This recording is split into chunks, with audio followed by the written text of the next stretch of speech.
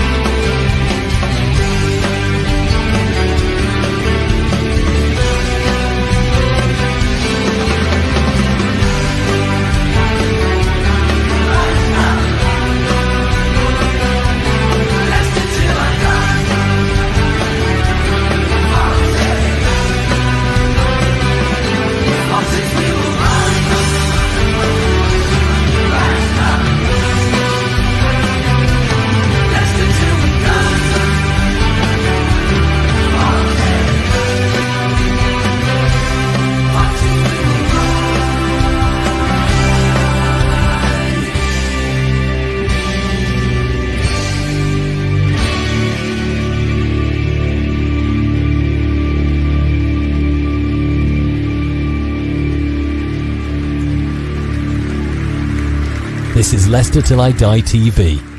Watch and subscribe on YouTube and listen on your podcast platform. Good evening, everybody. How the devil are you? In fact, depending where you are in the world, good afternoon, good morning, good night, good day, and goodbye as well. Welcome along to LTID TV, Leicester Till I Die. It's 9 o'clock, it's Monday night, and that is the time for this new show. It's had an airing before. It started out as Talking Balls, Two Men Down the Pub.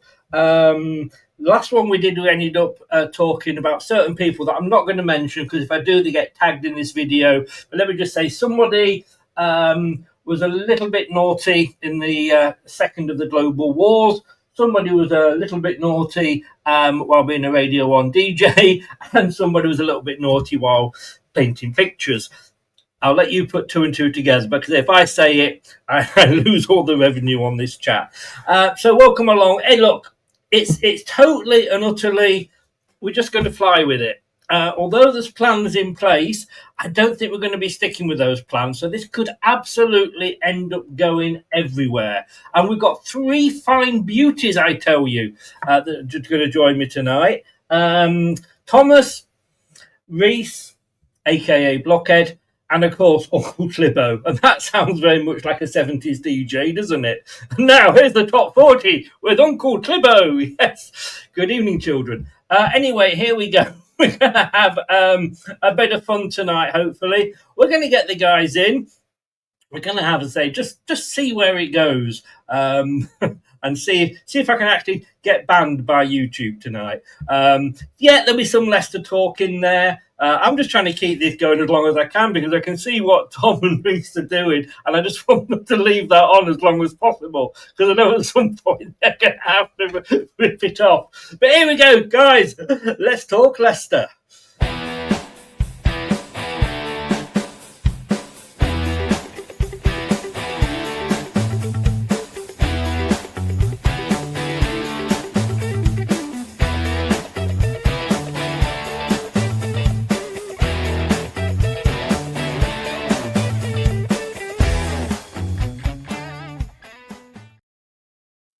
So I'm going to bring them in one at a time and get you all. I'll leave the best till last.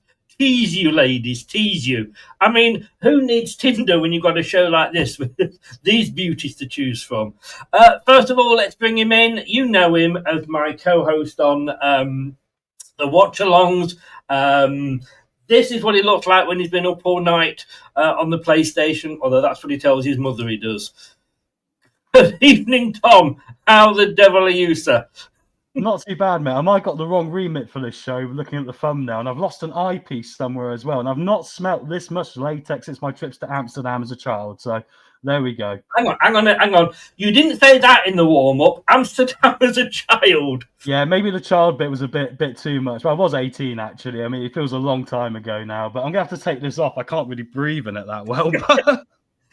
I was doing my best to keep going as long as I could on the intro, just to see you. How warm I got already. I mean, I don't know how these serial killers do it, Chris. They must get very sweaty doing all that murdering. You notice I forgot to put my mask on, but there we go. Let's bring him in. Like you say, you can find him hanging outside any supermarket for 24 hours at 2 o'clock in the morning, waiting to go in and rob. Let's bring him in. I think that is actually Reece, unless I'm very much mistaken. Looking like his wanted poster. How are we, chat? How's everyone doing? We are doing fine, thank you. Well, I'm doing fine. Obviously, I can't speak for Tom. That was the royal we, you know. I have to say, Reece, didn't I see you on, what's that film called? Where they have one night where they can kill everybody. The Purge. What's that? The Purge, that's it. Yeah, you do look like you've just come from the Purge, although Tom did say he had seen you hanging outside, like I say, and Asda at 2 o'clock in the morning. Or maybe that was in Amsterdam you saw him, Tom. Who knows? I'm pretty sure I saw him in Amsterdam robbing someone's iPhone on a moped, but there we go. Anyway, they say save the best till last. This could possibly be saving the worst till last. Are you ready? Oh my God, Clibbo, that's horrible! Take it off! Take it off now! I have to say, Reece looks like a sunburned Skeletor, and he actually sounds like it when he laughs.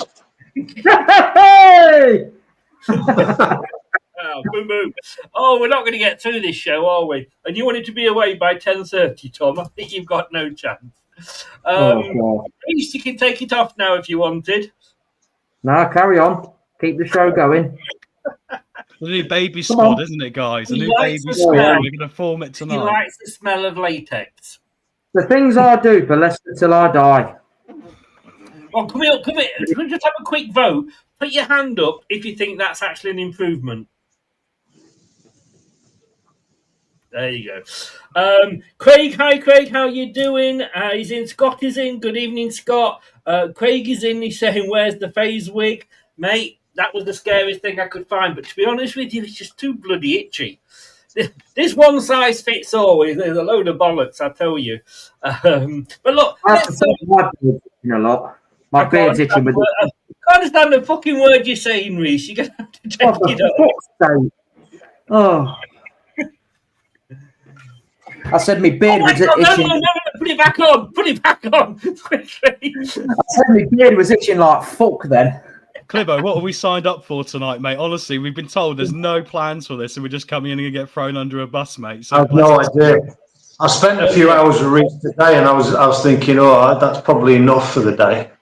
And then we're on here. Tell you what, throwing people under the bus, I've learned from the best. I had a quick call with Brendan Rodgers, and he told me the best way to do it. So I am fine. Let's start. Reece, you're in the top corner, so let's start with you. Just very briefly, we looked good on Saturday, didn't we? Yeah, I really liked how we performed. I thought there was a lot of intent with the attacking play. The press was excellent. A lot of intent to win the ball back. So yeah, lots of positives, but a lot to work on. As Marty Cifuentes did say, we need to work on that clinical side of the game in the final third. But I'm sure that will come with time, with training, and hopefully we could, get a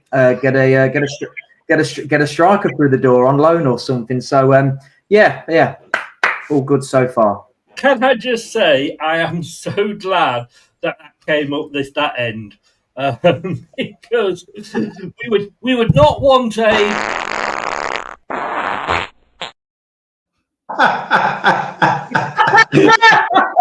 Has anyone ever done that, Chris, do you think, during one of these live streams? We've got to ask that question to all of the contributors at some point. Right, I'm going to make a note of that. We will come back. Have you ever farted live on stream? I was talking about more than that, because sometimes when you get older, my friends, as we all know, a fart can be a risky thing. Oh, yeah.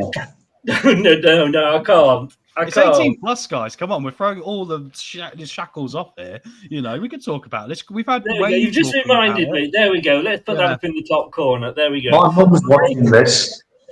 Oh, really? Yeah. If you ever see me do this, there's two things I'm doing. I'm either going for the phase link, which is in the cupboard here. You can see the covers here. Look, there they are. So I'm either going for that or I'm going to have a fart. It is one of the two. Don't let the beard deceive you guys. Literally, he's been plucking that out from a certain place for years to make that wig. He really has. Wow. But no, Wow. in my defence, right? In my defence, and my God, this show's gone downhill already, hasn't it? You asked for it. In my defence, yeah. I had a heart attack about 5-6 years ago. Now I am on. Why am I doing this? Then I hear you ask. So I am doing. I have to take certain tablets, and you go along and you get the tablets obviously when you leave the hospital, and then you have a meeting about a week and a half after that, and you all go in and the doctor explains the different medicines and what have you. And he said, "Is anybody on this particular medicine, which is unpronounceable?" So a few of us put our hands up. He said, "Yeah." He said, "You may have noticed there is a side effect from that you probably got more wind now." We all sort of went, "Yes." And I tell you what, I could literally get a hot air balloon to lift off some days. That is how bad it is. And when you get to my age, yes, you do have to be extra careful. It has to be said. So the strategy for this drug, Glenn, Chris, is literally to expel problems from your heart through your anus. That is what they gave you as a remedy to a heart attack. Look, everybody, even King Charles fart. So it's nothing that nobody does. And yeah, sausage Cheers, fingers. everybody. Cheers. But yeah, so that's my excuse, and I've used it for 6 years, and I'm going to carry on using it. Anyway, trying to bring it back a little bit because we are still at the start of the show. Tom, look, you did the watch along with me. Earlier on today, I was on. It was at 7:30. I was on Leicester Fan TV, and they were talking. Oh, look! There's Reece farting. There, look, Reece was farting. Then he went to the side. Yeah, we know what Get that soundboard prepared for this. Get the soundboard next week, so there's a fart button you can press, my friend. Hang on. Uncle Clibbo does the worst ones. Not me. I don't. I've had an operation. I live with you for a few months, and fuck me, your arse stinks. It fucking reeks. I don't know which one it is. If we had any viewers in a minute, I'm going to be shocked. I'm glad you're enjoying it, guys. Anyway, hi Prashant, by the way, mate. Somewhere. Oh, it is. Are you ready? I recorded this at Clibbo's home. He didn't know. It was a bit like a midnight game show, but without waking him up. Don't know if that Have you ever seen a flying quilt? I tell you, it was amazing. Cheers, Craig. All right, can we move on? Because all we've talked about is my farting problem so far. Tom, looking at the game as we did, I've got to say, I said this on Saturday, I saw a team that spent more time in the opposition's half than I did for the whole of last season from Leicester City. Yeah, it was a little bit of Viagra for us, wasn't it, Chris, really? What we finally needed for a long time. We've been limp biscuits off this entire football league now for probably a couple of years, really. So, at least a year. So, no, it was a lot better, wasn't it? I mean, I think for me, the question that's always remarkable coming into looking at these games at the moment is still the fact the youngsters are going to be showing up the older boys. And that's what I think the manager needs to press into the older lads that, are being paid more money. We need to see more from you because the young lads are showing you how it's done so far in a lot of the things we've seen on that pitch, right? So, yeah, there's something to take from that, mate, in particular, for my money. Clibbo, look, Daka, Mr. Sitter, there was a cross going well into the box and he was stood behind the defender, no attempt to try and get in front of him to get his head on the ball. We know going into the Championship that we've seen him at this level and he's shit at this level. I mean, he's basically shit at every level. There's no coming back for him, is there? I mean, let's be honest with you, right? If Cifuentes can turn Daka into a decent striker, then you might as well give him a pile of shit and ask him to turn it into gold. Yeah, I mean, the ironic thing is, if I remember rightly, and you'll probably remember better than me, but that one that hit the corner flag was given as a corner. So the referee obviously thought it was that bad that he thought there was a touch. Yes. Well said, sir. Well said. Look, we'll stick on the football at the moment. If anybody if anybody watched the Blue Tinted Glasses Thursday night, and I don't think it's going to be on for the next few weeks because Luke is on his honeymoon, so we know what he's up to tonight. We had a bit of an argument about whether Christensen or Thomas was the better left back, left wing, or whatever you want to call him. Now, we were all having a bit of friendly banter, a bit of raised voices and what have you. And then, will you tell them what happened, Reece? You were watching it. Oh my God! Well, I mean, first of all, I mean, it started off as a sound conversation, like how people normally talk in football. People disagree, people agree. It's just football. But then, obviously, Ross mentioned that Luke, our best defender last season, was Luke Thomas, and obviously, you see Duck fucking losing his shit. Because he thought, that's not true. That is not true. You can't be this stupid. I was sat there just absolutely pissing myself. And I mean, but I have to agree with Ross on this situation. I do think Thomas is a better left back than Christensen. I think he offers more to the game. Hey, here he is in the chat. Here's Manny. Here's the Manny. Hey. The new CEO of Leicester City is in the building, everyone. Get in the dressing room now. That kind of sums up this show, really. But it was absolute. I mean, Luke trying to end the show. He's booked off to get ready for work because it was like 5 o'clock in the morning in Australia. I'm sat there between Manny and Duck. I just got a book out and I started reading the book. It was absolutely, if you haven't seen it, and I am saying, get over to Blue Tinted Glasses and watch it, unless they've cut it out. It was absolutely brilliant TV, as they say. And I've got to say, what I love about Manny, I don't know if you three will agree with me, but what I love about Manny is his humility. Because I did message him straight after and say, what happened there? That escalated quickly. I said, but I tended to have to say, you were right on most of the points. And he did actually reply with the ultimate comment, when aren't I? I mean, his humility just sort of goes... From the John Rudkin Academy of Leicester City supporters, that is my friend. Manny, we love you for it, my friend. We do indeed. And he was in the dark a little bit when he first came on. He was actually on holiday in Turkey. And I think he was doing something with the turkey when we first got him. It was very dark. And I think either him or the turkey was having a gobble. I'm not sure which you was. We're losing viewers left, right, and centre here, by the way, guys, but we'll carry on. Look, there's no viewers watching at the end of the day. We'll love you, Manny. We'll love you, mate. Love you, man. The voice of reason. The voice of reason.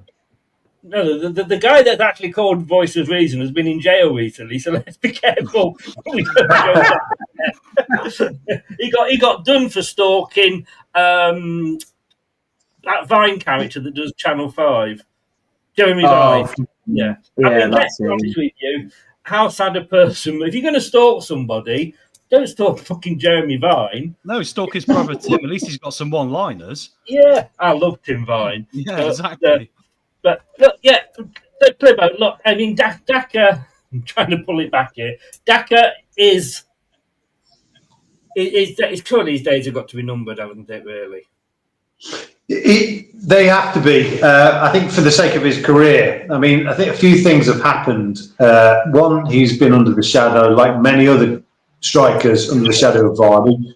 Yeah. I think with his price tag, he came here hoping to try and vie for that number one spot. I think when he arrived, it was very apparent that it was never going to be that, whoever he was, which is a good reason. Another good reason that Vardy's now left the club.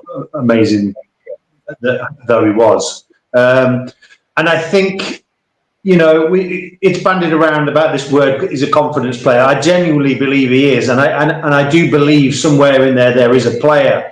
And I think if he goes to the right club, he might be able to reignite his career before it's too late. But I think at this club, I just think there's a shadow hanging over him that he just can't get rid of. I thought some of his movement play was quite decent the other day. He offers something with his pace. And he was running for the ball. He was creating space for other people. All the things that you would expect of a decent striker. But at the end of the day, there's positions that he should be running into as a fox in the box or whatever you want to call it. And I think it was obvious to see from the position that I was watching, the camera angles, it was very obvious to see where he should have been going. Yeah. And he made no effort to do that. Now, that suggests one of two things. He's absolutely shit, or that he's just devoid of all confidence. And I think just stop there, Clibbo. We'll stop at he's just absolutely shit. We don't need to take it any further. And I just realised I've made the biggest cock up because I've gone back to you with the one we were talking about before. I've just completely lost it in this show already. Reece is trying to rock his best Manny and do something in the dark there. If we see everything wobbling like that, we know what he's up to. So Reece, you're definitely in the Thomas camp. Tom, your namesake, Thomas, are you in this camp or are you in the Danish bacon camp? I'm in the Danish bacon camp. I tell you why, there's nothing much in it. Yeah, I know, this is great. Get on it. Yeah, there's nothing much in it between the two, but Christensen's not going to have a calamity back pass like Thomas is. He's the only one in the team that does it now and again, and he seems to have it in every game. So I'm going to go and play devil's advocate. I think Christensen is slightly better. I do. In any normal show, I would have kicked him out, but on this one... I was waiting for it. I was sat here like I'm just waiting to be talking to myself into a minute to the abyss, and then no one's going to be hearing me. But you just weren't that quick on the trigger. One thing I will back him up on, and I think you said the same thing, Chris, on Blue Tinted Glasses, is that whenever he got the ball in the box, and sometimes it was a good cross, there was fucking no one in the box to tap the fucker in. So that's where I will defend him, but he's still shit. Cheers, Manny. Manny. Fuck off, Come on. Okay, there's an argument we should support one of our own slightly more, perhaps. I get that because he is from our academy and all the rest of it, but he's had many seasons on and off. He's gone out on loan. He's been a bit of a Hamza Chowdhury at times, guys, hasn't he? I think Christensen, if he goes to another club and gets into a system that suits him a little bit better, he might even be like the player that we regret losing somewhere down the line. I don't think he's world-class, but I think he's a 6 out of 10 every day, maybe a 7. Well, Brendan Rodgers fucked his career up when he didn't send him out on loan after he'd come into the team. I think it was towards the end of the 1920 season, he'd come into the team because Chilwell was injured. He'd come in, he put in some okay performances. He should have gone out on loan straight away, but he didn't. He kept him around the squad, and that fucked up his development. So I feel a lot of sympathy for him, and I've talked to Uncle Clibbo about this because all these years I've said Thomas is shit, but I try and look at the bigger picture. Uncle Clibbo brings me down to planet Earth a little bit when I go off on a bit of a rant. And I go, yeah, you're right. So I have to take that into consideration. Rodgers fucked up his development a little bit. He should have sent him out on loan. We're gonna have just a little bit before I come to Clibbo on this bit. We're going to open it up to people in the chat. Looking at Clibbo, tell me what career you think he did before his current career. And we will see if anybody gets it right. You can't join in, Reece, because you know the answer. But what do we think Clibbo's career was before his current job that he's doing? It shocked me, I've got to say, and it takes a lot to shock me. Clibbo, Escort. You'd be surprised. When I moved to Canada, Chris, I was put on my work visa that I was not allowed to be a male escort, and I think they were afraid of the accent because it definitely wasn't the face. But it was actually printed on my visa for Canada. I could not work in the sex industry. I'm looking at Clibbo and I'm looking at it and I'm thinking, who's that wrestler, that WWE wrestler that used to have the beard that went down like that? Do you know? Hulk Hogan. Hulk Hogan lookalike. Manny said Epstein's Island security. I'll tell you a quick story about that. My ex-wife, it nearly got me divorced. She was always paranoid that she had like dark hair around it. She would always pluck it, and I said, I can't even see it. And she was pissing me off one night, and she went upstairs and come down, and she dyed it blonde. And I probably wrongly said as she was coming down the stairs, "Fucking hell, it's Hulk Hogan."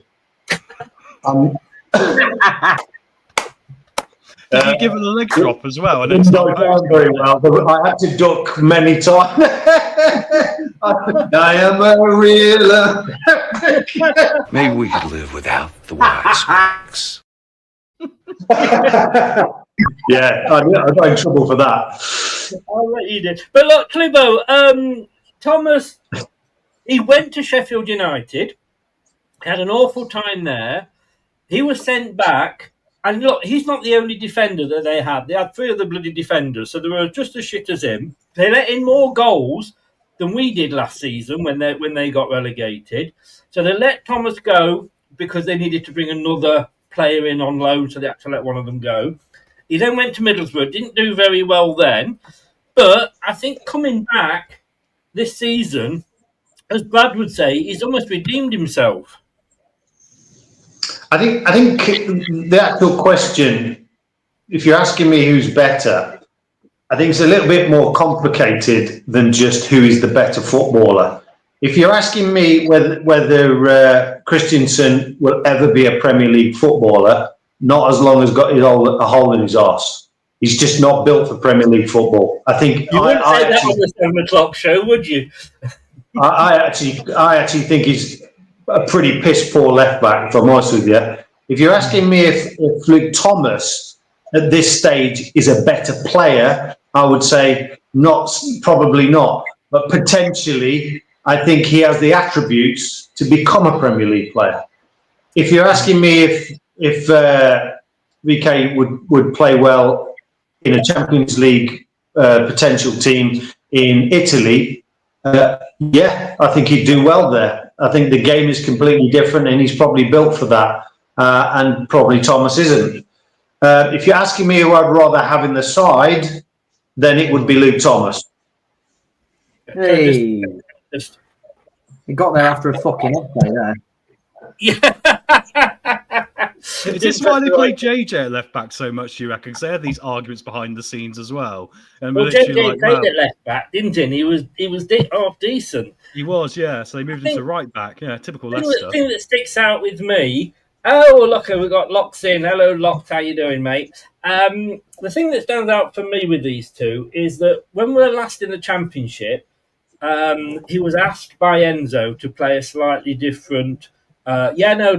I think we wouldn't argue with that. You know, if we'd had a manager last season who knew what the fuck he was doing, you know. Well, what are you licking, Tom?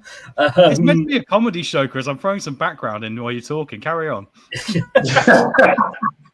I'm just a bit worried because you just went.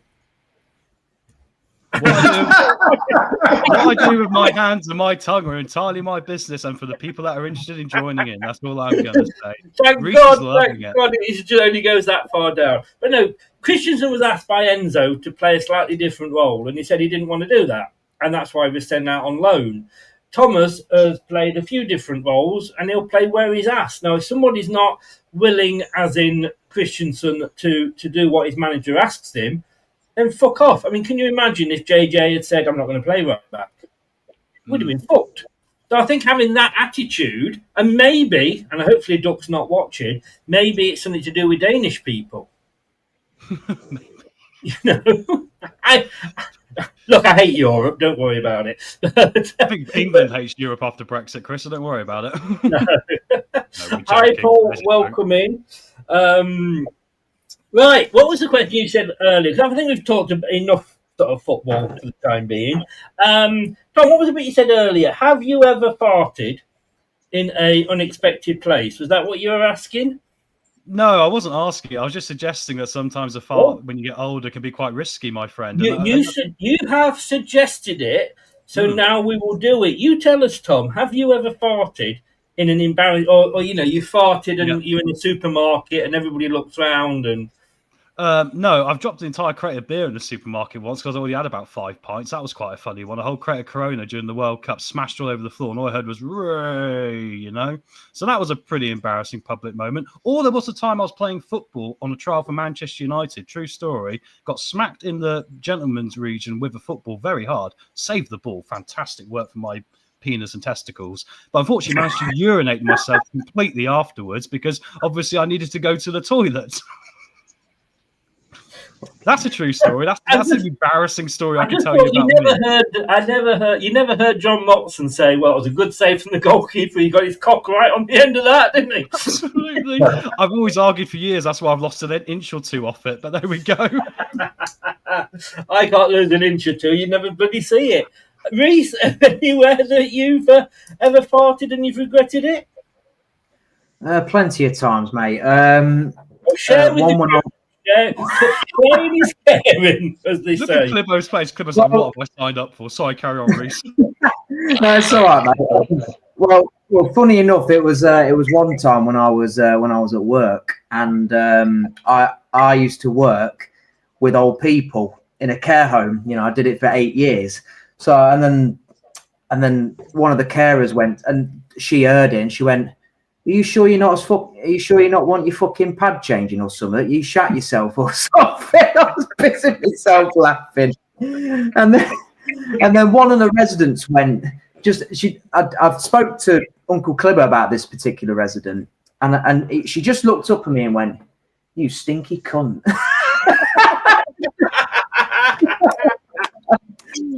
And I went, "Thanks." I refer to her as Nan. I refer to her as Nana because you know we had we just had a special relationship. You know, like I looked after her a lot, but then she just had. Starmer and Trump have a special relationship. I'm sure. But that one day, she just looked at me and she just went, "You stinky cunt," and me and my co-worker were just in bits. I was on the floor crying. She was about spilling tea everywhere because she had a mug full of tea, and it was fucking hilarious. But probably not as bad as yours, Tom. But yeah. Out the work of the old, as they say. Although, having said that, maybe if Keir Starmer had turned around to Donald Trump and called him a cunt, maybe things would be better in the world. Clibbo, I mean, I'm sure you look like a man that farts. Oh, yeah. I've had an operation. I don't do that. Yes, there have been 2 occasions. One, I cannot tell you. You can. Yes, you can. No, you can tell us. No, my parents said they were tuning in to watch this, so I definitely can't tell that one. But, yes. Mr. and Mrs. Clibbo. How are you finding the show? Are you finding all right? Is it good? I'm going redder by the second. No, but the other one was I was doing a presentation in my previous job. I was doing a presentation to get another role within that job, and yes, that happened. Not in the middle of an interview. And I actually did get the job. Did you? Oh, wow. And I think I must have broke the ice, or they felt sorry for me. Did the earth move for you as well? That is brilliant. It was mortifying. It was just mortifying. Well, I can only follow that with one thing, and this one is just for Tom, and Tom just kind of know about this one. But in this sort of situation, you've always got to think, what would John Rudkin say or do? Oh. Congratulations, you got a 5-year contract on 70 grand a week. This comes from, if anybody watches Would I Lie to You, one of the comedians is the posh comedian, I can't think of his name, but he said whenever he gets himself in an awkward position or situation, he always says to himself or asks himself, what would Cliff Richard do in a situation like this? So we've turned it around. Probably get hunted by the BBC, but anyway, carry on. We've got John Rudkin here as the thinker. So what would he say or do, Tom? Well, for my situation, when I had my incident... No, for the situation that, farting in public or whatever, what would John Rudkin do? Well, I think for me, it would just suggest I stank of piss the entire time so no one could tell the difference when I had pissed myself. I think that's, probably the way around it, isn't it? But yeah, but for farting, probably a similar thing, right? Why not just cover yourself and walk around in excrement? I mean, John Rudkin's done a very good job of that for the last few years for us, hasn't he, anyway? So, yeah, I mean, I can smell him from a mile off, and I live 600 miles away from Leicester. I can smell that stench to this day. But anyway, that's what I think you'd do, Chris. Maybe. Who remembers that picture of Top and John laughing last last season in the relegation battle. Maybe John had just let one off, and him and Top were laughing about it. There you go. See, when you think about these things, there's a reason behind everything. You can imagine that, can't you? Just sat there. I can imagine them playing top trumps in the stadium where they both take turns and see who can produce the best one. I'm not so sure about that. It's a joke, by the way, in case anyone from Leicester sees this. I don't want to get involved in any libel. It's a joke. No. As I say, anything that is said by the three guests here are not necessarily the thoughts of Leicester Till I Die on that one, just to cover myself. Right, okay. So we've done Thomas Christian's versus Christiansen. John Rudkin may or may not pop up again later in the show. But I want to talk tattoos, because this man, I think from Norway, had this tattoo done. Now, I'm going to say, I know that Clibbo's got some, and I know that Reece has got some. Not sure about Tom, but what I would ask you is, if you could have, we know you've got an arsehole, Tom. I don't know what you're trying to say. Like this. What we're saying is, if you haven't already got one, there's Clibbo's. If you've not already got one, if you could just have one tattoo, thinking about Leicester, what would you have?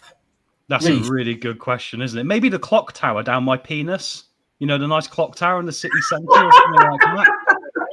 You know, double the spire element. You know, if you're going to go for it, go all in, right? You know, you can do these things, right? I'm trying to, outside of that, maybe like, you know, King Power and a big heart on my back. You know, that'll No. Let's just stick. That is a Sean Lock Nazi moment, that is. Let's just stick with you having the clock tower tattooed on your penis. Well, it is Leicester, isn't it? It's a lot of No, I'm going with it. The question is, at what stage of your penis size would you have it on? That's a very good question. It might have to actually descend up and towards the undergrowth of the, you know, the Brazilian area, as I call it, you know, the landing strip, to make sure it's probably the proper height there. I don't know. Maybe I go for a smaller building in Leicester to maybe, you know, or something like that. I'm just wondering if you've gone out for a date with a young lady and she asks you what the time is. Give me 1 second, love. Have a look at that, love. Hang on. I'll warm it up a bit so you can read it a bit easier. Can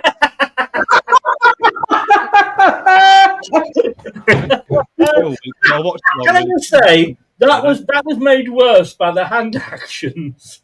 Mate, I'm a comedian. You know that was entirely intentional. I don't want to break. I know it was. Let's break the fourth wall of magic, guys. That's an improv comedian task. That is. Your fingers stink, Tom. I can smell your fingers from here, mate. Oh.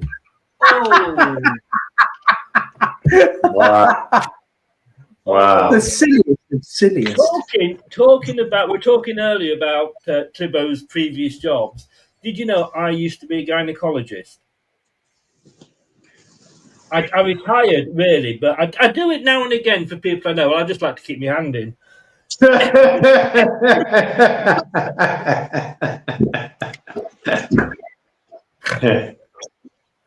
I've got. Can you imagine, guys? I've got a good Leicester tattoo, by the way. Do go with it. Sorry, let's get this show back on the road. How about this one? Filbert Fox in a dungeon in stockings and suspenders, rubbing lotion in Manny's skin. I saw a similar thing in Amsterdam once. True story. I visualise that. Maybe that's what Manny was doing in the dark. Hey, Manny, I'm only kidding, man. I don't know why that came into my head, but that's funny. Manny getting rubbed is what you think about.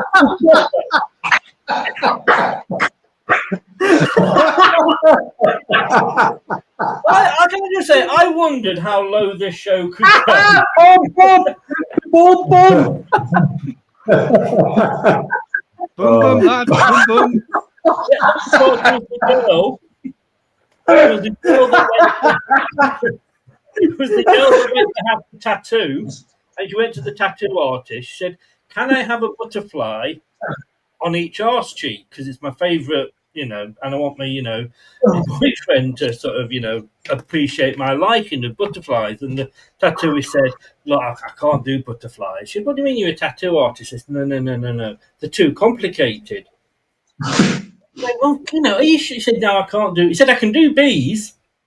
Bees, that's right. Yeah, buzzy bee, little honey bees. Yeah, go on. She said, "I'll have a couple of bees."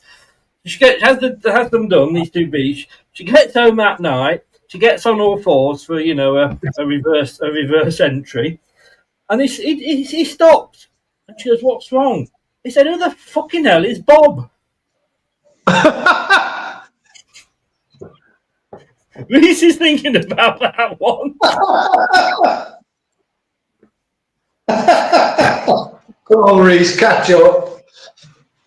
Oh, I'm still not over what you've just said there, Uncle. I'm fucking in bits over that. I just can't believe, if you think about The worrying thing is that that's something that came into my head. I mean, I should really get myself. Let's just go back to earlier when we said what was Clibbo's previous employment. He used to be a teacher, and this is what's in his head. Maybe we now know why he said he left. I don't know. I'm not so sure about that. Have you got What did I teach? That's the thing. Yeah. Do you have a Leicester tattoo? Me personally, no, I don't.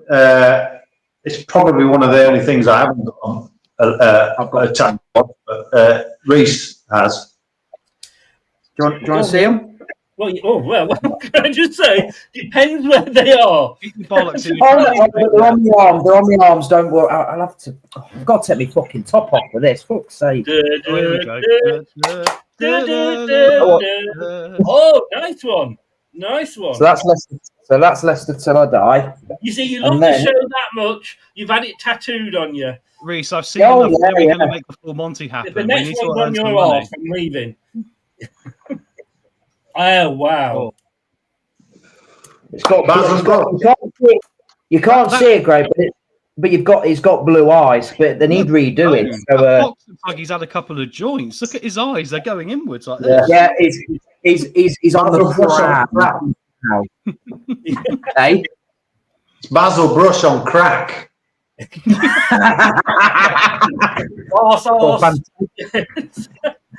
He's moved on from bum bum to arse now.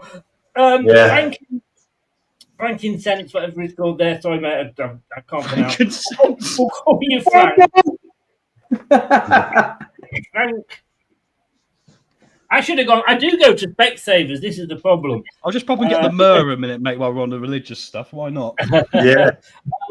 To be fair, I've got the Leicester Bash tattooed on the back of my leg. Fair point, mate. And it says, "Thanks, almost 10 p.m. Thanks, Chris." Have you got any Leicester ones, Clibbo? We know, look, in your dream fantasy is to be massaging oil into Manny, but do you actually have any Leicester tattoos? I don't have Leicester tattoos. Mine are all of mine are Queen, the band, because I'm obsessed. Superheroes, Hulk, and I've got Venom, and I've got the Muppets on the back of my calf. So you have got a Leicester tattoo? Yeah. I've got one of Steve Cooper playing a drum kit on the back of my calf muscle, yeah. His Hulk tattoo is not as good as mine. Mine's better. He got his Hulk tattoo because of mine, because he just wanted to be me. I did, but I've got a better one, if you want to see it, lads. No. While you're doing that, I'm just going to say it isn't on like Tom. It's not on your cock, is it? That it starts out as banner, and when you get excited, it turns into the Hulk. That's brilliant. No, but I've heard from his previous experiences that it goes green sometimes.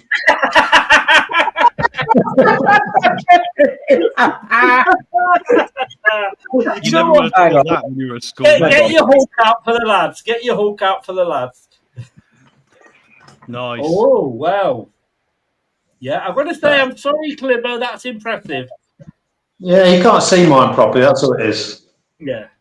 I say a question for the chat. When I first, sorry, Tom. When I first got this and I sent it to Uncle Clibbo, he said, "Is that Slimer from Ghostbusters?" Good point. Good point. Well, I have actually got 3 Leicester tattoos. The first one I'll do second, but on this arm, I don't know if you can see it there. Let me come across. I'm not farting, by the way. Now, all right, I've just laid to the side. It should say Leicester till I die. Yeah. Oh no, that's the YouTube logo. That's on that side. Chat shit. Bang.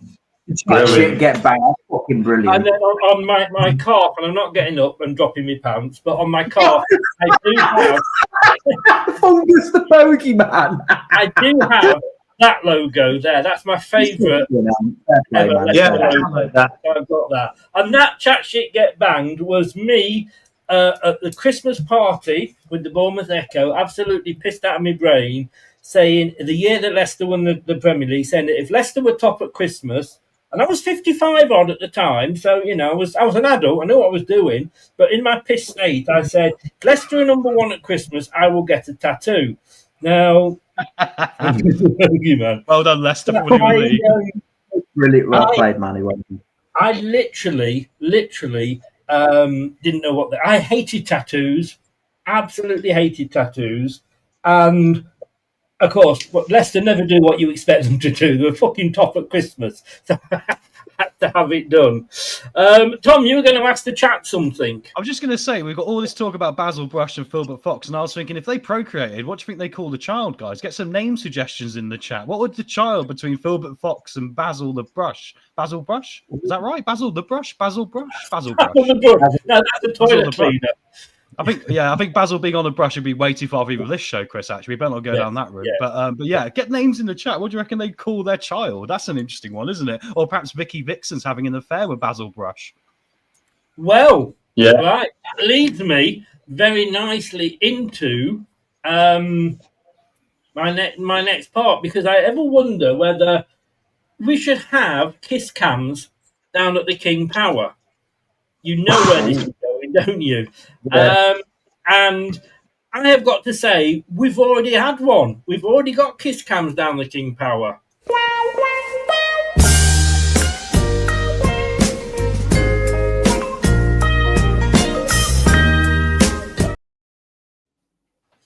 Very good. Very good. Fair play. I mean, I don't know. You've obviously all heard of the story. I couldn't resist that. But the Phillies, I don't know whether the Phillies were a baseball team or an American football team, but no. They'd got 2 mascots. I think the Dragons or something, and they were put on. They didn't obviously tell me, but they were put on kiss cam, and they did those 2. They impersonated those 2. I mean, it was absolutely. Have you all seen it? I have. It must be the baseball team, Chris, because I know the hockey mascot, and it's not the hockey mascot, because that's Gritty. And if you don't know who Gritty is, Google him, guys. He's insane. It's like the honey monster if you decide to take crack. That's what they've got as as a mascot for the Philadelphia Flyers. Yes, I mean they're trying to blame Coldplay for this. I don't know. Reece is in the wanking zone. See now. What rankings? Oh, do you know what it is? I've got this habit of just bouncing my leg up and down. Is it making my camera shake?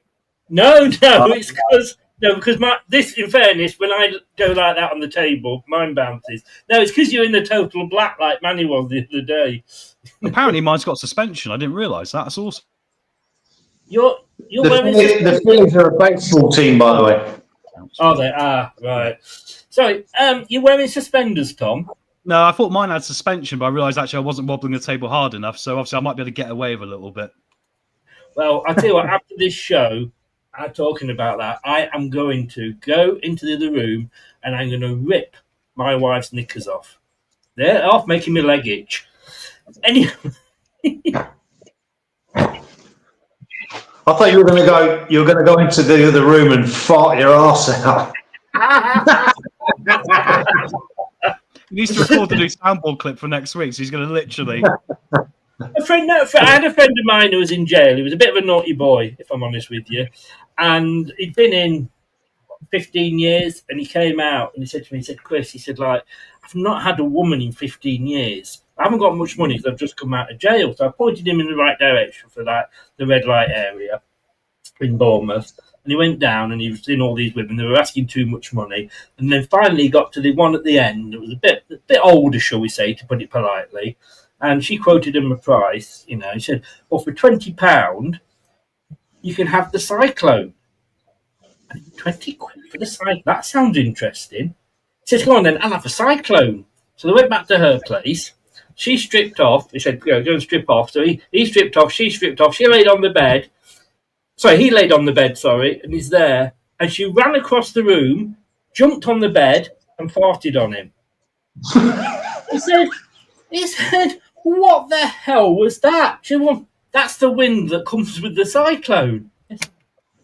Then she got off him, went to the far side of the room again, ran across the room, jumped on the bed, and pissed all over him. He said, excuse me, love. He said, what's that? She said, well, that's the rain that comes with the Cyclone. He gets off the bed. He starts to get dressed. She said, where are you going? He said, I can't make love in this fucking weather.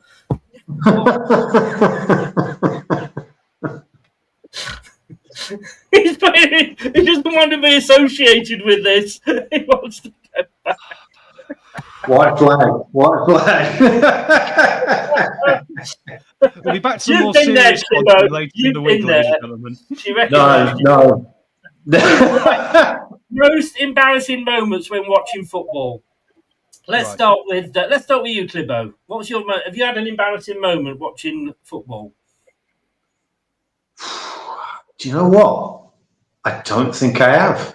I genuinely don't think I have. I've probably shouted. In fact, I know I have. Back in the old Filbert Street days, I've shouted something where I thought I was being smart and clever, and the place was silent, and people just look at you and go, "You're a dick, mate." I've done that a few times. You're a dick. Oh well, don't go, Reece. Come on, save us. Have you ever done anything embarrassing? I've got a couple. Here we go. Feet up, everybody. Get a brew. This one's going for it. Here we go. So when I was 4, I started going down with Mum, and this was really. Yeah, I started going down with Mum. Too much information, mate. I mean, I'm all for having a good relationship with parents, but come on. I missed that. More than that. I've got 2, but I'll start with this one. So basically, when I was 4 years old, apparently, according to Mum, I was just sitting there, just eating my sweets, just watching the football. And then out of nowhere, all what you hear me shout is, "Kick it then, you twat." And then fucking hundreds of people just start looking round, and my mum start heading hands and all of that. But the second one's better. We were playing Newcastle in the Great Escape season, and they shot a shot right up in where I was sitting. I weren't looking. It's bounced off my fucking head, and I've caught it, and it's knocked my glasses off. And I threw it back to the keeper. So yeah, I had a bit of an headache the next morning. So yeah, they're my 2 most embarrassing. But I've got a better one on the pitch when I was playing football. Go on, yeah. Right, okay. When I was 14, I was playing for my team, and it was in the cup semi-finals. I got brought on as a sub because I was shit. I was running forward trying to get into the box. The bloke, my teammate, passed it, mate, and I weren't looking.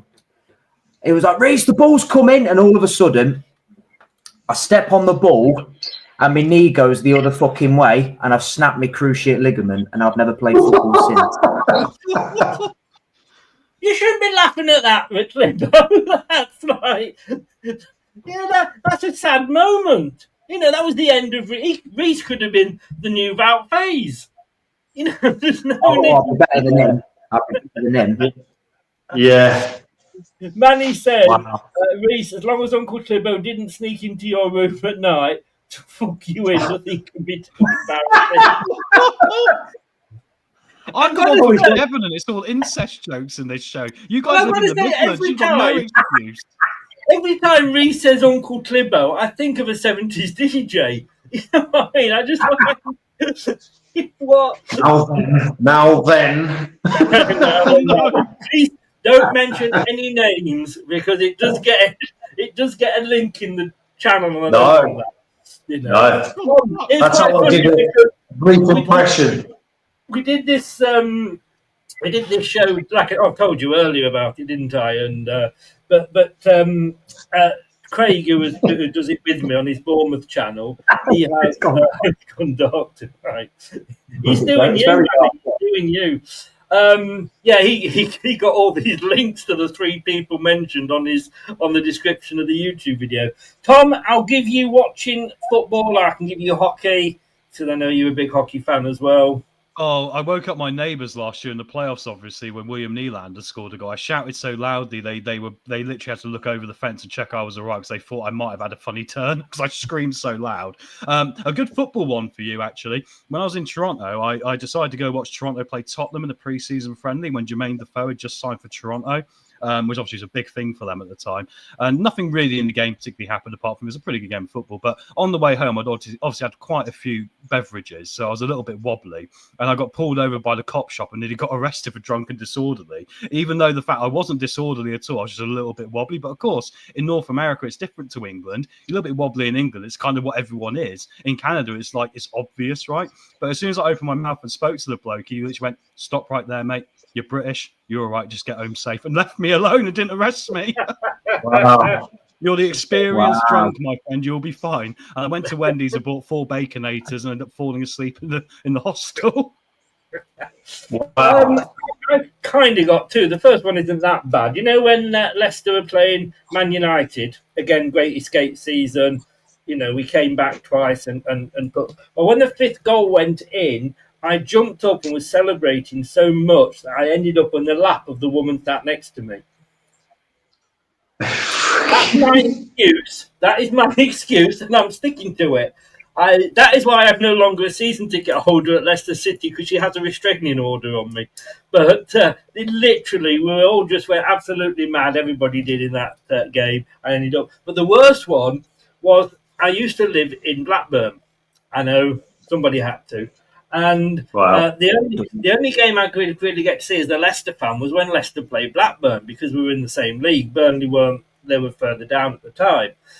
But I couldn't get any away tickets because my address was Blackburn, and etc. So I always ended up going in the away end.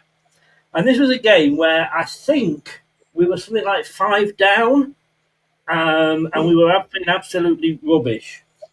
And then suddenly, again, Leicester not being Leicester, they suddenly scored a goal. Then they got another, and then they got the third. Now, for the first 2, I'd held it in, and I'm not talking about cock here, but I held it in.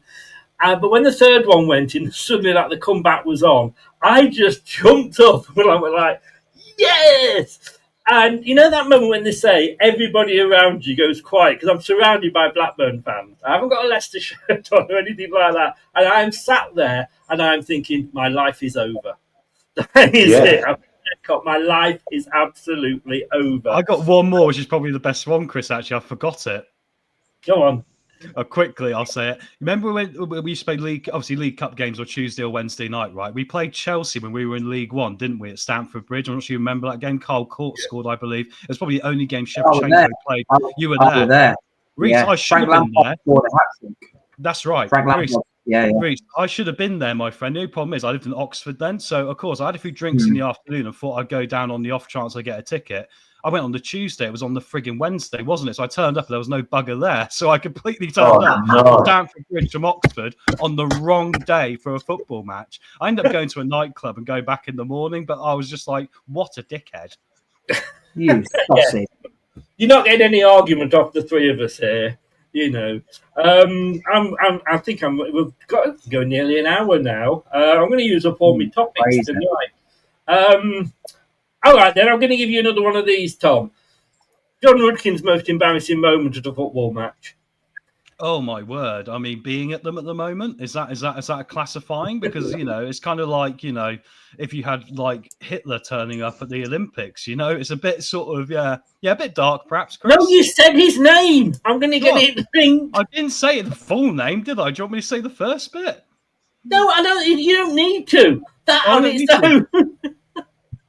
I didn't realise that. Sorry, I won't say Heimler. That was it. Heimlich maneuver. Yes. Yes. There was a lot of that going on. Yes. So please, AI that are doing the editing. Yes. AI. Yeah. Heimlich. Yes. I don't think I'll give another one of those to Tom tonight. I wouldn't. Right. Okay.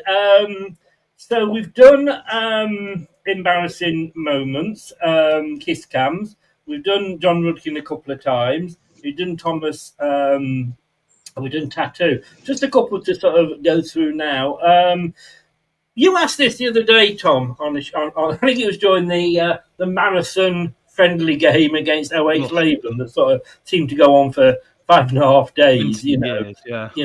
Last time anything went on that long, it was like the film 9.5 weeks. But you did ask during that, what food does everybody eat at a match? So I'm going to ask you guys, and join in the chat as well, but what is your food of choice?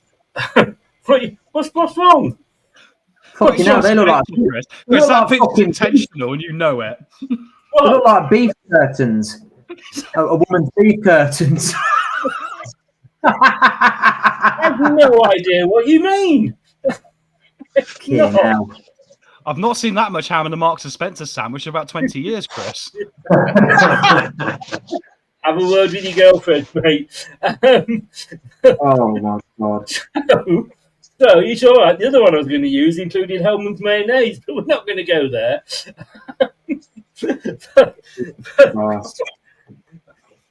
Totally innocent. It's a ham sandwich, which you can legally get at football grounds around the country. Now, I saw an advert earlier for Pucker Pies, and this was what kind of made me think they're starting to advertise. Reece, I did a thing last time in the championship. I did a thing about all the grounds and sort of different foods you can get, and it isn't just a dried up ham sandwich, which is what that is, Tom, anymore. But what would your food of choice be at a match? Well, I've done it for years because of superstition. I always have a chicken and mushroom pucker pie with a beer, always. So, I mean, I remember when my stepdad took me to a game and he bought me one of those, and I was like, oh, what's one of these? And I started eating it, and I thought, and I started eating it, and I thought, oh, these are quite tasty. And ever since then, I've become a fat bastard and who ate all the pies. Fucking me. So yeah, a chicken and mushroom pie. There is absolutely nothing wrong with a chicken and mushroom pie. And I've just realised why Tom is sweating a little bit. He's seen that picture and it's taken him back to his Amsterdam trip.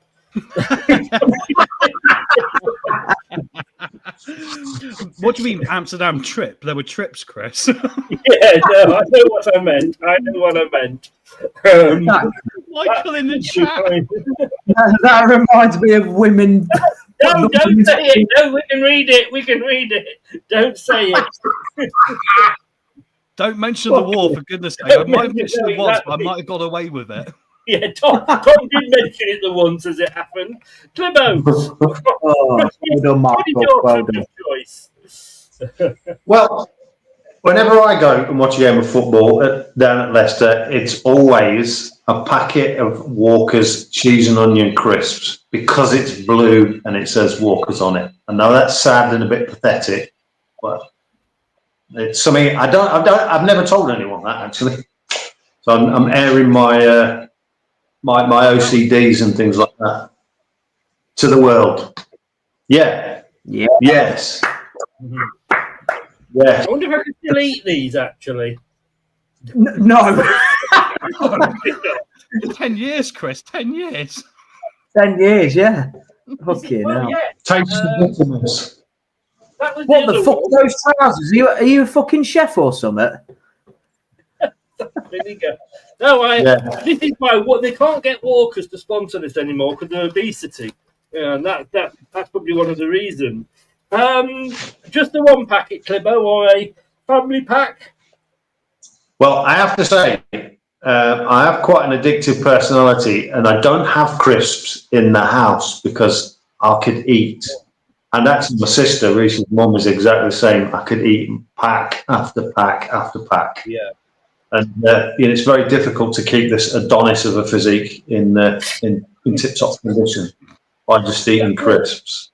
Are you? Because I'm like you. I took early retirement, and with COVID and what have you, working from home, I stopped smoking about 20 odd years ago, and I replaced my smoking habit with a chocolate habit. But now I'm at home. Yeah. I'm on meal. I don't cook myself a meal. I just go and get a packet of crisps. I tell you, the worst of it is Pringles. You open a Pringles. When they say once you pop, you just can't stop, and that's not. Again, we're not going back to your cock again, Tom. But when you pop, you just can't stop. I can go through a whole packet of sour cream flavoured Pringles. Hey, there you go. The right flavour as well. I don't like the sour creams. I don't like them. I like the salt and vinegar. The Texas barbecue are good. Yeah, they're okay. They're okay. Cocktail. Yeah. I was going to actually eat them. Oh, go on. Yeah, too right. Doing Chris, a fiery put music on. Put the seductive music on as he eats them. Dun dun dun dun dun. Hang on a second. Let me just full screen him. I've got to find it first of all. Just do swaying and then put the theme tune to Tales of the Unexpected on as he's eating them. I've got an idea. It can. No, it's not. That was the wrong one. Here we go.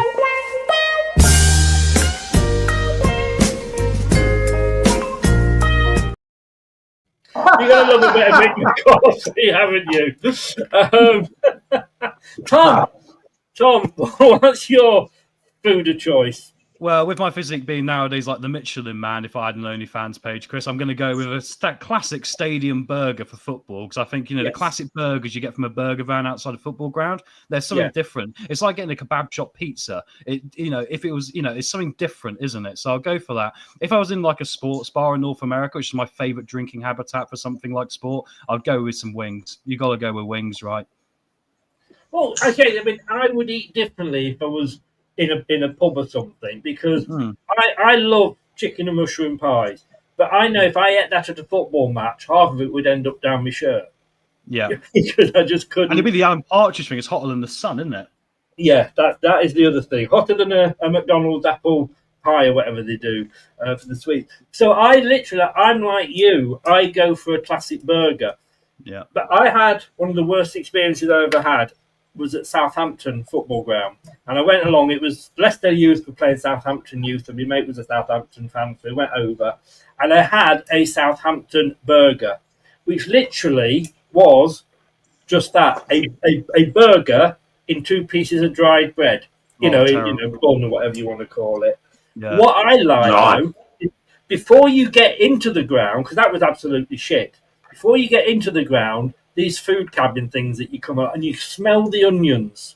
Oh, yes, like a fairground. Yeah, there's nothing, there's not a smell, not even one of Reece's farts smells this nice, but there's not the smell of it's better than fried onions or bacon for that matter. I think that's true. I'm trying to think what other smells I really like. Probably not. No. We can't go in there. We're back to more serious content later in the week, guys. Sorry, carry on. I'm not having that picture up when you were talking about smells. Did anybody had fish today? I will say, I'm training to be a chef at the minute, and you won't do that. You'll eat half the bloody stuff. It'll be one for table 10, one for me. One for table 11, one for me.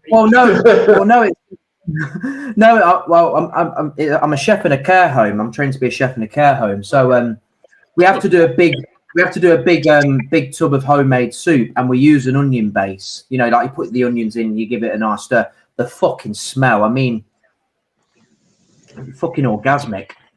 Can I just... You didn't put that in the soup, did you?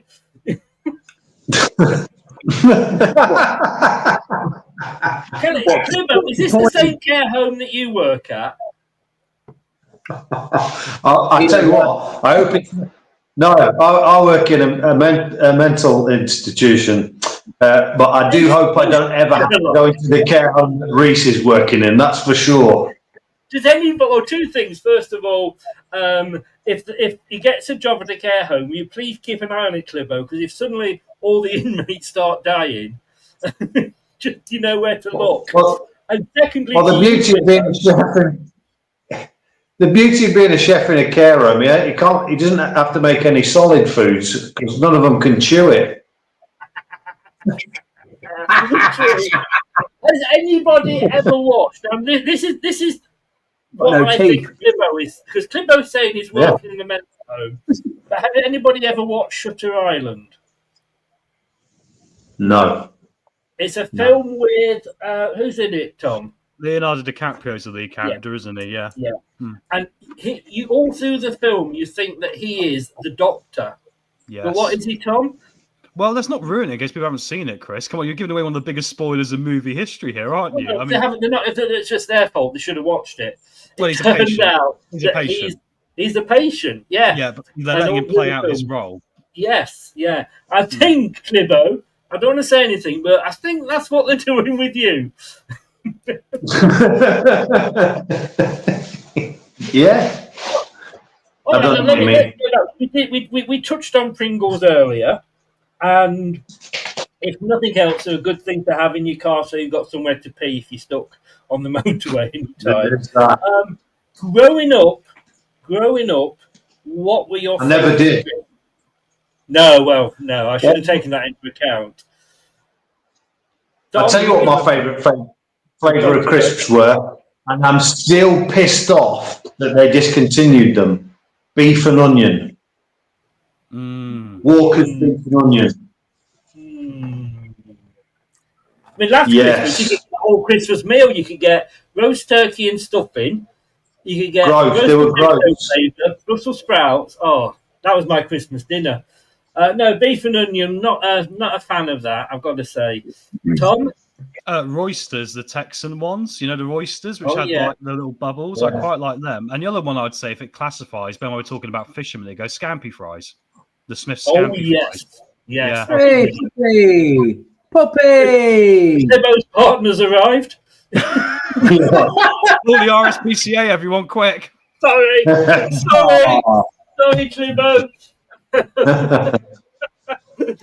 It's most beautiful. I apologise for that one. You'll ever meet in your life. What? Sorry, please. He's the most beautiful dog you'll ever meet. Fucking such a good soul, bless him. Don't talk about your uncle like that. It's not very nice. Yeah, talking about crisps. When I was at school in the tuck shop, and when you remember something from your childhood and you go, was that actually real? And then you look it up and it was. Who remembers hedgehog flavoured crisps? Yes. You remember them? Yes. Not. Yes. I mean, how did any of us actually know how close that was? Who actually ever eaten a hedgehog? I don't know. A hedgehog flavour. No, I remember hedgehog flavoured crisps. Although I had a girlfriend like that once. What, full of spikes? Yeah. You really missed that joke, didn't you, Chris? That was a good one-liner there. That went straight over your head for all the dirty humour tonight. Thank you. You really undersold my joke. Oh, that's terrible. I'm so sorry, mate. Do you want to do it again? No, it's not as funny the second time, is it, mate? I should know this for being a stand-up. Yeah. Sorry. Here's a packet of crisps. See if anyone in the chat remembers these, but I bet none of you remember them. They were called Super Crunchies. And I checked it, and I can still remember the lyrics. It smelled like, grab a 10-pence piece, get on your BMX bike, make a beeline for the local shop, and tell the guy lads with Super Crunchies. Right? So who can remember that? It was obviously sang better than that, so don't kill me for this. Who remembers that? Obviously, there were 10 pence. No, not at all. No, I was in my dad's ball bags now. Aficionado. Locks has just said, Jesus, I just tuned in to see the deep curtains. My God. Basically, the whole show's been like that, Locks. Reece, your favourite crisps? Snaps. Oh, God, you took it off, mate. You took it off me. You Snaps. Snaps. They are the most beautiful. Oh my God! I mean, I could just sit there. Which flavour? The red ones, the tomato ones. Sauce. Yeah. Well, I mean, 5 pence they were when I was a kid. Oh my God, the fucking. I mean, I keep looking now to see if I can find a packet. And every time I do, when I finish, I'm just licking the packet. I'm like, just like that, just licking the packet afterwards. Like, oh, beautiful crisps, best crisps of all time. No, there were, and I actually said to, I found some in Poundland once, and I bought like 6 packets of them. And to go with it, who remembers Tizer? Yeah, loved it. Yeah. When it was actually orange and not red. Yes. Terrible now. Oh no, see, I prefer the red one. I love the red one. I did. That's because you're young. I can get and you don't know any better. He said, I can get some Tizer from a local shop. He bought me some things, and I got them, and he bought them, and it was fucking awful. Yeah, it's like dishwater. It's that generation gap. Yeah. It's that generation gap. Yeah, they're changing everything, aren't they? Flame Guild State McCoys, good shout out, Lots. Good shout out. Although they make your fucking fingers smell for fucking hours and hours. They do stink. I have that same problem, but with prawn cocktail flavour. Oh yeah. Ooh, wow. Yeah. There's a certain shop beginning with A. If you like prawn cocktail, I'm not a brand ambassador for these, but there's a certain supermarket that begins with capital A that do a brand of prawn cocktail in the big bags. They are absolutely divine. They're divine. Just saying. We don't have all... just said there. This was that problem after a night at the pub. I did say I had the problem with the smelly fingers with prawn cocktail, but nobody got my joke this time, Tom. So we're equal. No, that's so cool. Well, I love these. And what used to annoy me most about these was that there was such a small packet, like Scampi fries. I used to love Frazzles. Yeah. Good crisp. Good solid choice. Yeah. But when I was growing up, my favourite flavour, when I started eating crisps, my favourite flavour, Walker's of course, was salt and vinegar. I don't like it now. I don't like. And if you go abroad, green is cheese and onion. Yeah. Mind you, Golden Wonder were like that, weren't they? Golden Wonder, Market Harbour place. They had their cheese and onion, salt and vinegar were the opposite way around to Walker's. Yeah. And then they went. Go on. I was going to say, anyone for hula hoops or skips? Maybe skips. Yes. Not hula hoops. Hula hoops are lethal. Locks. You go. You get yourself down the church now, and you do 3 Hail Marys. I know what that is. It's Kermit. We all know what that is, Locks. Yes.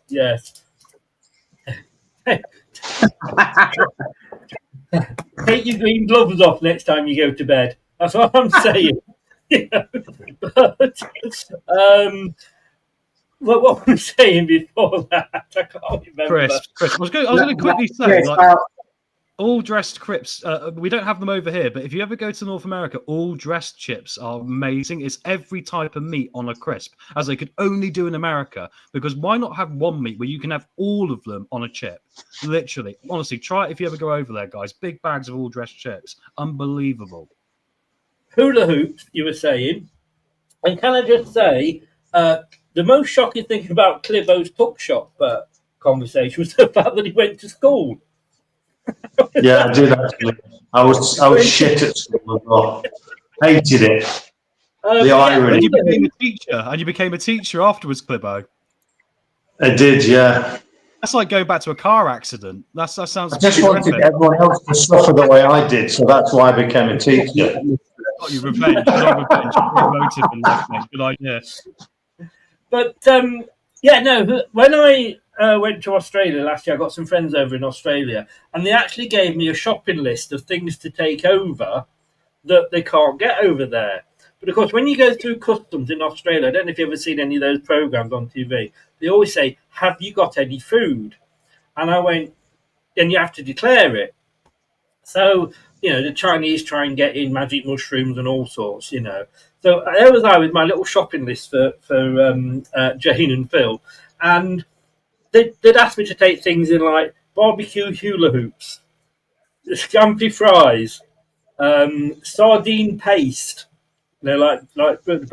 And the guy, I got there with my suitcase. He said, "Right, what food have you got?" And I went to, and he looked at me like I was fucking stupid.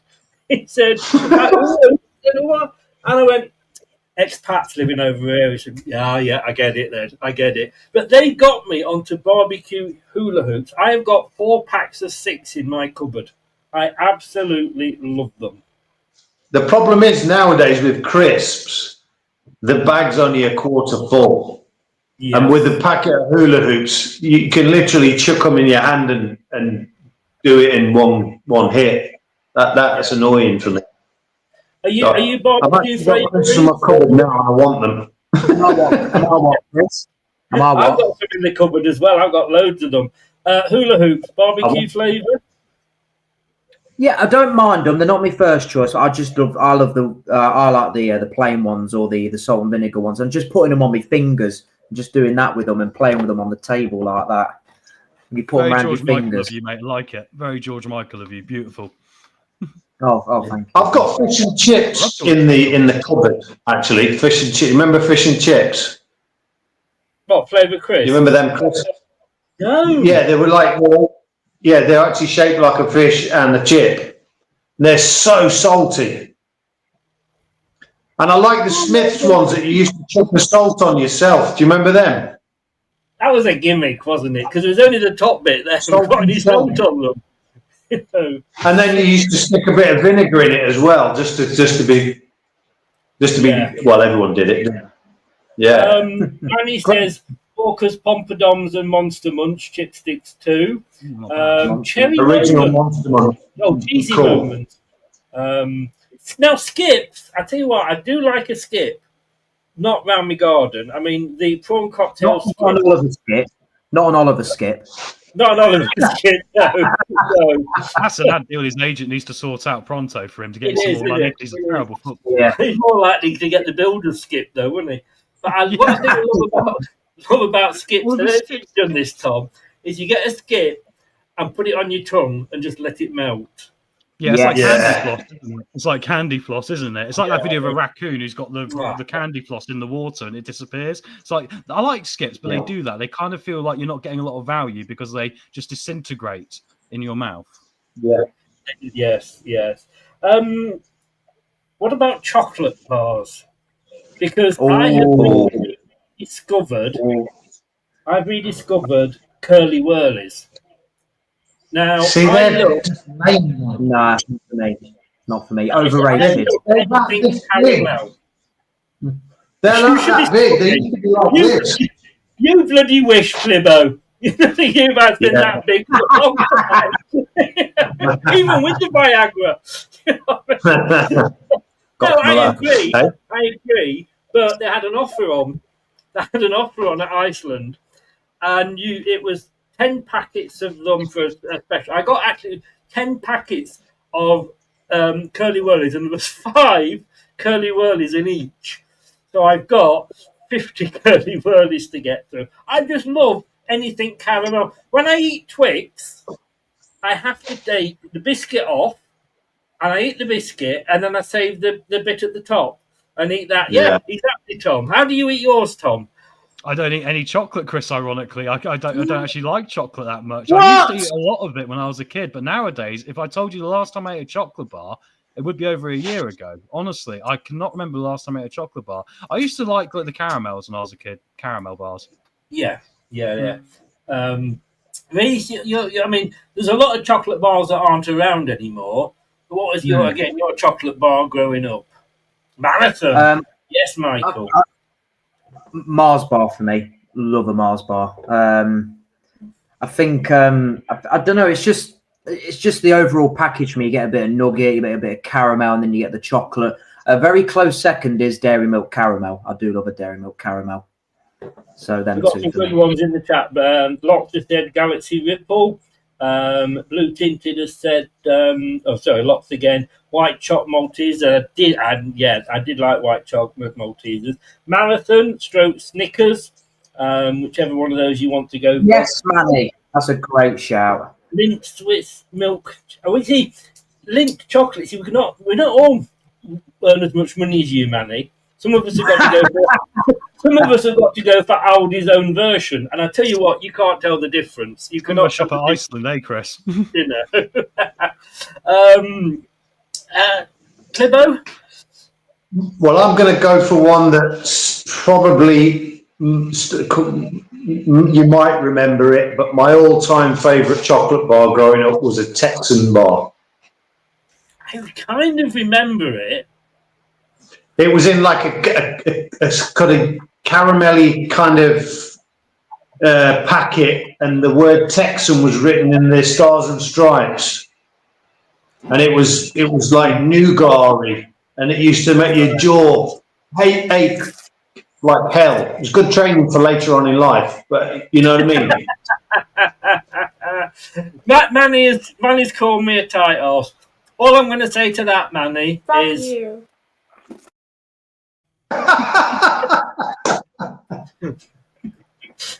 Sorry, mate. I've got some wagon wheels at the moment, Manny. I have some wagon wheels. I do like a Lion bar at the moment. But all of the bars, they're all smaller, aren't they? Yeah, rubbish. They're like the old fun size bars you used to get for parties. That's what they're like now. Yeah. I remember Mars bars, what Reece was saying, I remember them as a kid, and you could barely get through a full one without wanting to throw up. Now you can just chuck one in. It's like they're like the old Milky Ways now. Yes. I know. I agree. That's also everything's small. It's the same with what do they call them? What we were talking about earlier, those crisps in the tube. Pringles. That's it. Pringles. Yeah.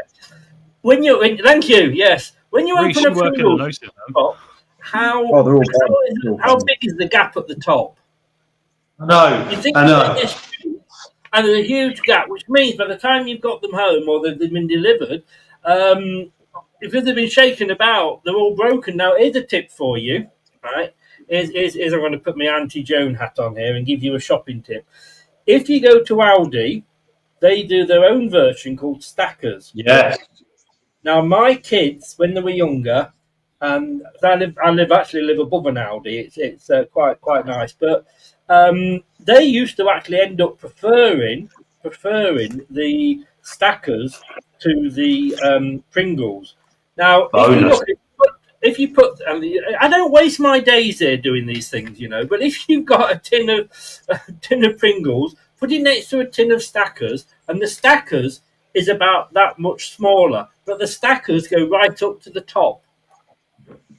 Yeah, this is a YouTube video you should be doing, Chris. We should turn Leicester Till I Die TV into crisp comparison videos, and like they do massive views nowadays, mate. Like all these YouTubers. Do you know what? About a year ago, I did actually think about doing a separate channel like that. Well, why don't we do some on here for a laugh next week? Next week we'll get some in, all of us, and we'll do a taste test between us. How about that, Chris? As part of the show. We will all have to. It's a great excuse for me to pop out and get some that. Yeah. Who's close to an Aldi? Are you all close to an Aldi, guys? Yeah, 15 minutes. Yeah. Right, I will give you all something during the week, and you'll enjoy it.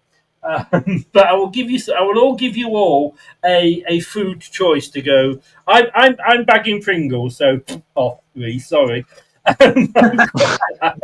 You know, look, life has never been the same since they discarded the lime opal fruit. Controversial. Don't miss it. Don't miss it. Yeah. Don't miss it at all, mate. Sorry. That's like. Does anyone in chat remember Texan bar? Please say if you remember Texan bars. Please put it in, because I don't want to be the only one. They were so good. They were so nice, and they brought them back about 20 years ago. That's such a hot. And they were like that big. You are. I said that's such a Hulk Hogan thing to say, Clibbo. Look for the Texan. Oh, is it? Yeah, it is. They were so good. So good. Right, I'm just doing this for you, Clibbo, just because, you know, despite everything, I do actually quite like you. So I'm going to do this for you. There you go. There you go. Oh, I'm going to have to try and see if there's some on eBay that are rotten, but like not been opened. They found during a refit of an Asda supermarket or something under the shelf. Yeah. Here's a quick one, right? I went on when I was a kid. When we all started puberty, and we were we all got into wearing deodorant after a shower at sport, PE. Everyone bought Lynx. Now, when Lynx came out, there was only one flavour smell, and it was Lynx Oriental, right? Now, they discontinued it, and I looked at it on eBay, right? And for one can of it, you can get the original. It was 350 quid. No. So, in Lynx Oriental, people. I'll tell you what, I'm going to hold on. I'm really going to make sure I hold on to my Lynx Africa now. Yeah, there was nothing like Lynx. I mean, Lynx, it was like they had the round top. It was none of this fancy kind of swivel top thing. And everybody smelt like it. Yeah, if you had Lynx Oriental, you were the shit. Well, all right then. Let's go.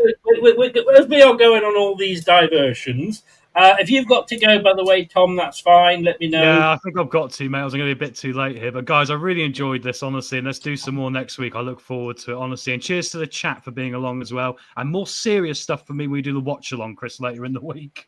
Yeah. We'll do. Take care, buddy. Cheers, guys. Take care, buddy. Right, let me just see what I can. I'm just going to do this for you, Aaron. Don't ever say I don't do anything for you. It's just nostalgia. I'm a nostalgia freak, and that's great. Now, I'm going to go back to Manny here.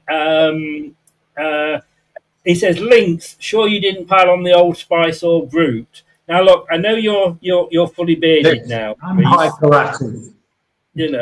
But what was when you started shaving?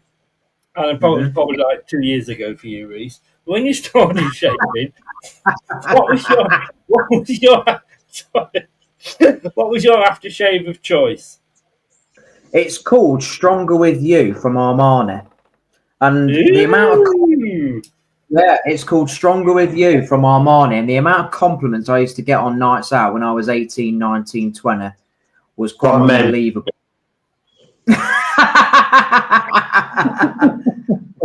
From both men and women. Most of the women were in their 40s, but age doesn't matter, So, but yeah, stronger with you. It does a little bit. You just got to you've got to reword that slightly. Age does actually matter. Well, you know what I mean, though. You know where I'm getting at. But yeah, I mean, I don't want to be accused of being a BBC presenter. But going the other way, away from being a BBC presenter, if you're talking about like the older woman, they all look the same age when they're laid down. Yeah, because the bands do that.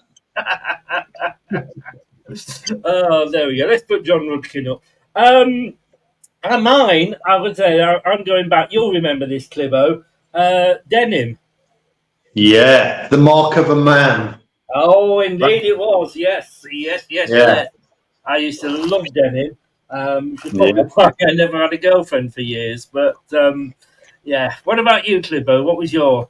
So I think when I properly started shaving, there was an aftershave, and they kind of reissued it, and it never smelt the same, but it was in a black and white bottle called Jazz. And again, it was one of the really popular ones that all the 15, 16, 17-year-old lads were wearing. Yeah, Jazz.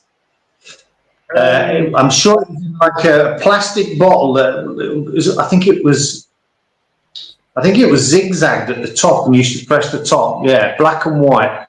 And then as I got a little bit older, I used Cacharel, which was very sophisticated. Oh, Cacharel. Wow. Yeah, it's hard to hold off. I'm sure it is now. Believe it or not, and I'm just super fast at this. Yeah, that's the one.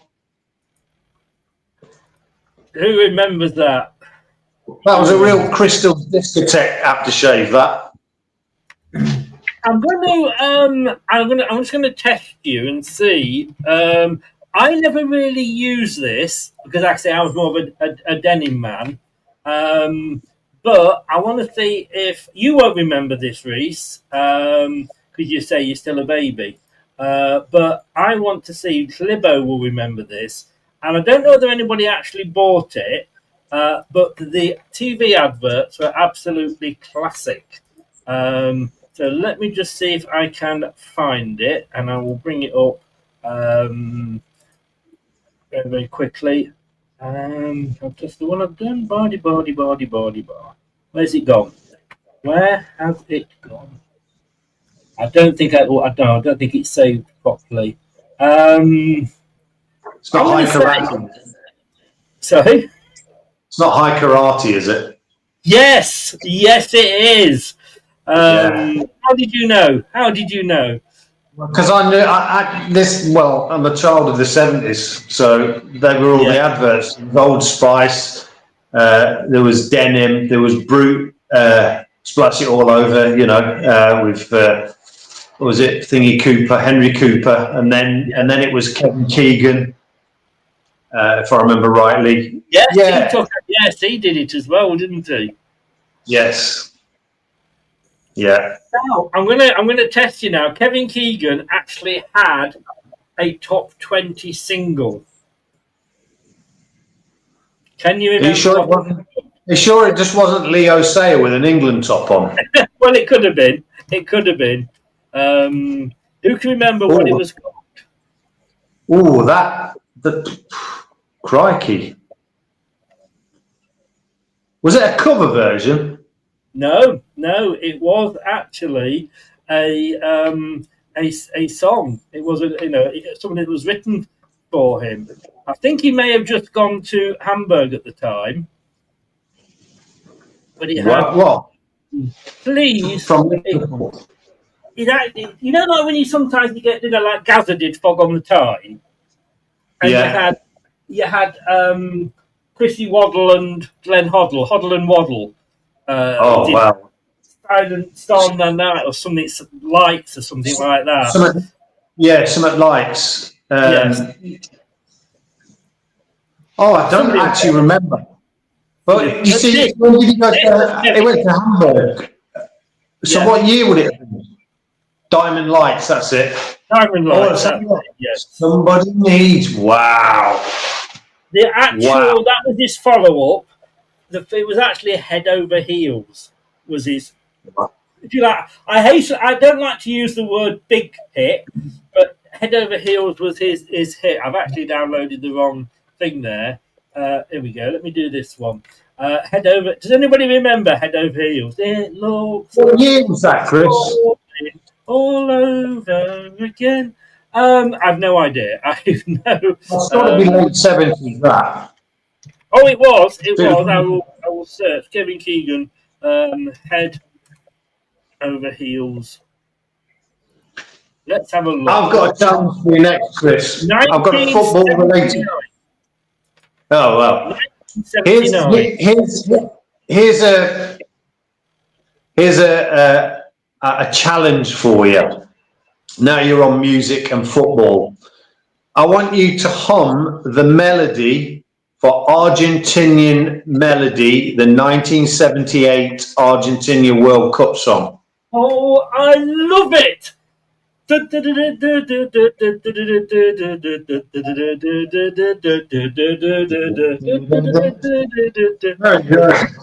Well done. Thank you. I'm here all week, everybody. In case Simon Cowell is watching, that was it, wasn't it? Yes. Yes, I've got that one on Top of the Pops 78 album, and it's got the Smurf song on. It's got Substitute, Brilliant. Great What the fuck is this all about? Look, this isn't your Ed Sheerans and your Taylor Swifts and all that you're into, Reece. You know, this is proper music. Don't ever say that again. Don't ever say that again. I fucking hate the pair of them. I fucking hate the pair of them. Jesus. Ed Sheeran and fucking Taylor Swift. He loves it. I know. I bet he's got the album or CDs, whatever the kids do these days, downloads. You know. Reece puts it on the car whenever I'm in the car. If we go pool, he puts it on the car. Along with that Matt, I would imagine. He even sprays his beard ginger just and makes himself smell like piss. He's got a bit of a look of Ed Sheeran about him, hasn't he? Like you say, ginger beard.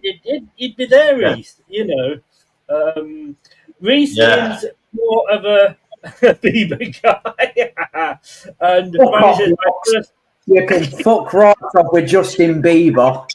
Fucking hell.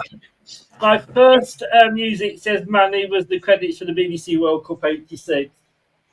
Who can remember? You won't know this, Reece. Clibbo, Back Home. We were thinking about you when we are far away. Yeah, unfortunately, I do. Yeah, just to reply to Manny's comment there, Reece, have you ever heard of Engelbert Shawaddy Waddy? His mum, my sister, I remember growing up in the 70s. I think she was probably the biggest Shawaddy Waddy fan on earth, and the Bay City Rollers she was. So I would imagine Reece has probably heard of Shawaddy Waddy. Well, Shawaddy Waddy's a Leicester band, isn't it? Mm. Yeah, it is. Can I do a bum at this point? Yes. Because one of my mates is actually Dave Bartram. Oh, do you remember that he used to do a show on Central TV? Do you remember he did a slot on Central TV News, Dave Bartram, in the 80s? No. Check that out. Check it out. He had a slot on the Central News TV. I never told me that. But if you want to, if you are interested in him, by the way, just a bit of self-publicity here. I did interview him for my radio show, but I've also interviewed him for the football show, because obviously he's a big Leicester City fan.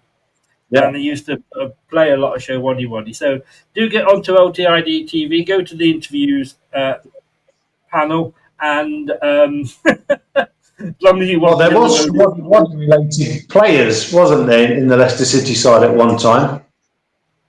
There was what? Sorry. There was Shawaddy Waddy related players playing for Leicester at one time, wasn't there? There's only one I know, which was Stephen Oakes. Yes. And yes. Do you remember? I can't remember. I've forgotten his name, but Romeo, the drummer. Romeo Challenger. His son's the Ben Challenger. Right, he is still playing in the Show Waddy Waddy band. Every other member's replaced, but I think because he can sit down because he's playing the drums, I think he's okay. I think we're going to end this here because, to me, I've got to be honest with you, we could still be talking this time next week. But no, I've really enjoyed this. I've got to be honest with you. Yeah, me too. Whether YouTube will ban it or not, I don't know. Time will tell. But guys, thank you very much. What can be better than four blokes just talking utter shit? Yeah, basically. It's a therapy session. It's therapy. Yeah. Well, if we've got the chatting shit, I'm just wondering if I'm going to be lucky and get banged tonight. Probably not. Manny says comedy and nostalgia, a great combo. Yeah, throw a bit of football in there as well. We'll do it again all next week, 9 o'clock. Guys, if you can just stay on for 2 minutes for a quick chat afterwards. But thank you, everybody that's been in the chat. Please do smash the likes. If you're watching it on catch up, thank you very much. And get your comments in below. And why not subscribe? It's free of charge. And if you've been listening via your favourite podcast platform, whichever one that may be, you're probably wondering what the hell you've been listening to. And if you are, this is Blue Tinted Glasses coming to you live from Thanks very much, guys, and I'll see you on Friday probably. Take care. I've got to find the right video. I've lost it tonight. Thanks for watching. These videos are tremendous. You better like them too, or I'll be back. This podcast is proud to be part of the TalkSport Fan Network. TalkSport. Powered by fans. That will conclude this evening's entertainment.